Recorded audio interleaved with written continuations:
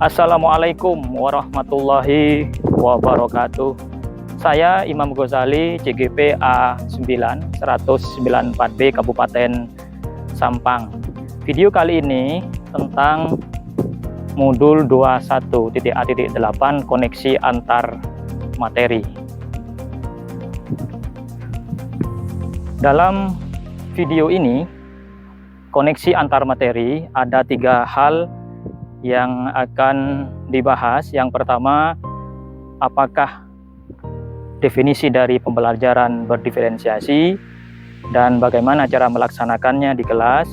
Yang kedua, bagaimanakah pembelajaran diferensiasi dilaksanakan untuk memenuhi kebutuhan murid dan mencapai hasil yang optimal. Kemudian yang ketiga, apakah kaitannya antara modul 2.1 dengan 1.1, 1.2, 1.3, dan 1.4. Pembelajaran berdiferensiasi adalah pembelajaran yang dilakukan oleh seorang guru dengan memberikan keleluasaan kepada murid sesuai dengan kesiapan belajar, minat belajar, dan profil belajar siswa.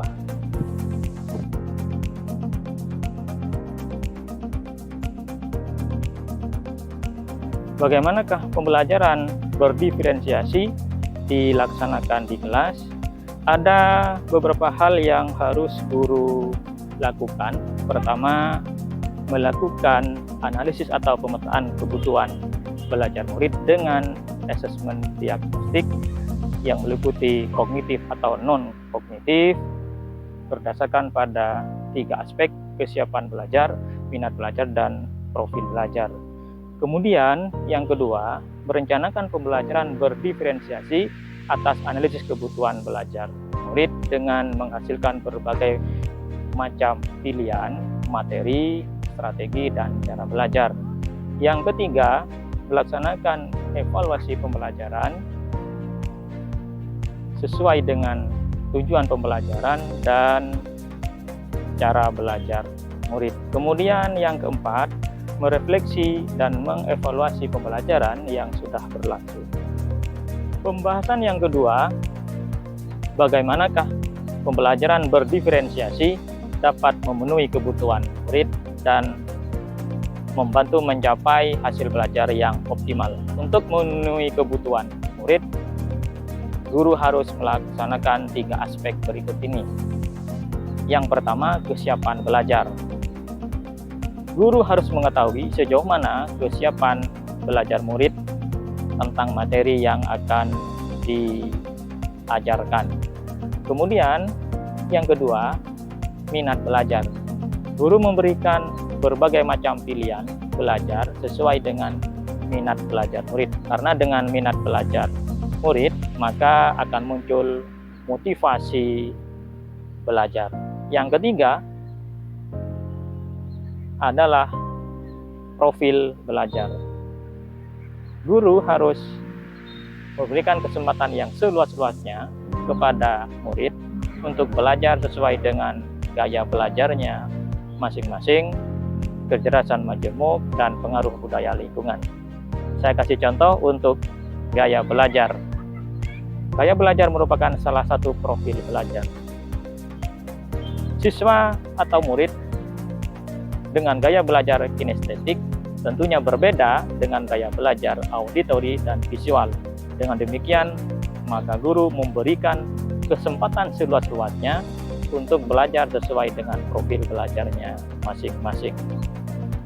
Selanjutnya, bagaimanakah pembelajaran berdiferensiasi dapat membantu mencapai hasil belajar yang optimal? Ada 3 hal yang harus dilakukan guru. Pertama, konten. Konten adalah berhubungan dengan materi yang akan diajarkan. Jadi, guru menyiapkan beberapa materi yang akan disampaikan sesuai dengan gaya belajar murid masing-masing. Bisa menggunakan buku cetak, buku paket, atau video, atau PowerPoint, atau juga alat praktek yang mana berbagai macam pilihan ini dapat memenuhi kebutuhan belajar murid. Kemudian yang kedua, proses. Proses berhubungan dengan pembelajaran yang sedang berlangsung, dan guru menghadirkan berbagai macam cara sesuai dengan kebutuhan belajar murid. Apakah dia visual dengan menghadirkan pembelajaran, menonton video, atau slide PowerPoint. Kemudian bagi yang auditory sangat cocok dengan metode ceramah, sedangkan untuk kinestetik siswa atau murid dihadirkan pembelajaran dengan praktek langsung. Kemudian yang ketiga, berhubungan dengan produk. Produk adalah hal yang akan dihasilkan murid setelah mengikuti pembelajaran. Ketiga hal tersebut termasuk dalam diferensiasi konten, materi, dan produk. Sehingga dengan tiga hal tersebut, maka hasil pembelajaran yang akan dihasilkan oleh murid benar-benar maksimal dan terpenuhi. Pembahasan yang ketiga, apakah keterkaitan antara modul 2.1 memenuhi kebutuhan belajar murid dengan pembelajaran berdiferensiasi dengan modul 1.1 filosofi pendidikan KHD, 1.2 nilai dan peran guru penggerak, 1.3 visi guru penggerak, dan 1.4 budaya positif. Apakah keterkaitan antara filosofi pendidikan KHD modul 1.1 dengan memenuhi kebutuhan belajar murid dengan pembelajaran berdiferensiasi modul 2.1. Kedua modul ini sangat erat hubungannya. Mengapa demikian? Karena pembelajaran berdiferensiasi merupakan pembelajaran yang berpihak pada murid.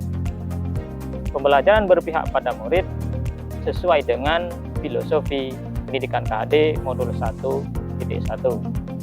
Artinya, modul 1.1 bisa dilaksanakan dengan modul 2.1 pembelajaran berdiferensiasi. Selanjutnya, apakah keterkaitan modul 1.2 nilai dan peran guru penggerak dengan modul 2.1 pembelajaran berdiferensiasi?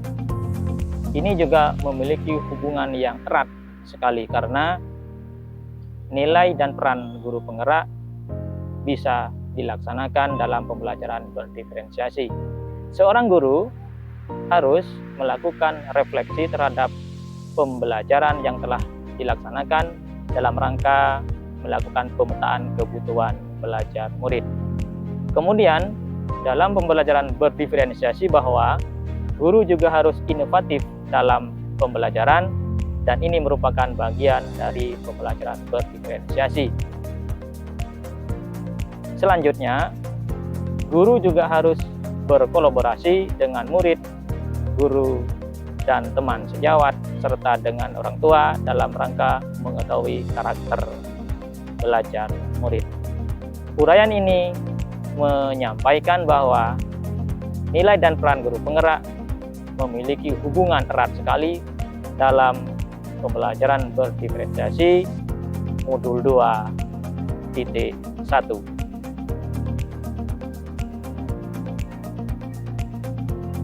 Apakah keterkaitan antara modul 2.1 pembelajaran berdiferensiasi dengan modul 1.3 visi guru penggerak? Visi guru penggerak menciptakan merdeka belajar dan profil pelajar Pancasila. Untuk menciptakan ini perlu adanya pembelajaran berdiferensiasi.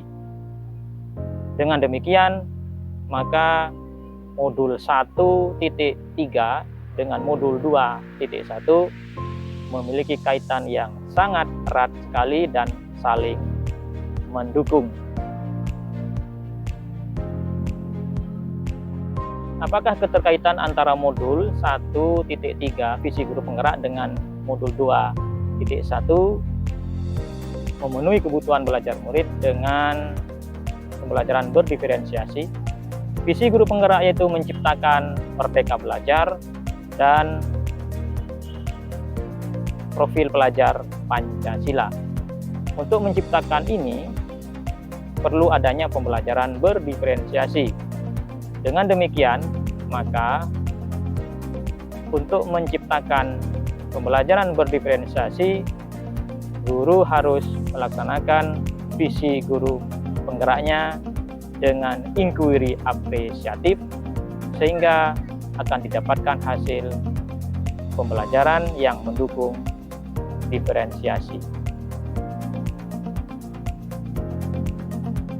Apakah keterkaitan antara modul 1.4 budaya positif dengan modul 2.1 memenuhi kebutuhan belajar murid dengan pembelajaran berdiferensiasi? Pembelajaran berdiferensiasi menciptakan lingkungan belajar yang positif. Lingkungan belajar yang positif bisa tercipta dengan adanya budaya positif. Hal ini menunjukkan bahwa keterkaitan antara materi pada modul 1.4 budaya positif mendukung dan harus ada dalam pelaksanaan modul 2.1 pembelajaran berdiferensiasi. Sehingga dengan demikian, maka akan tercipta komunitas belajar yang di dalamnya tercipta lingkungan positif dengan budaya positif.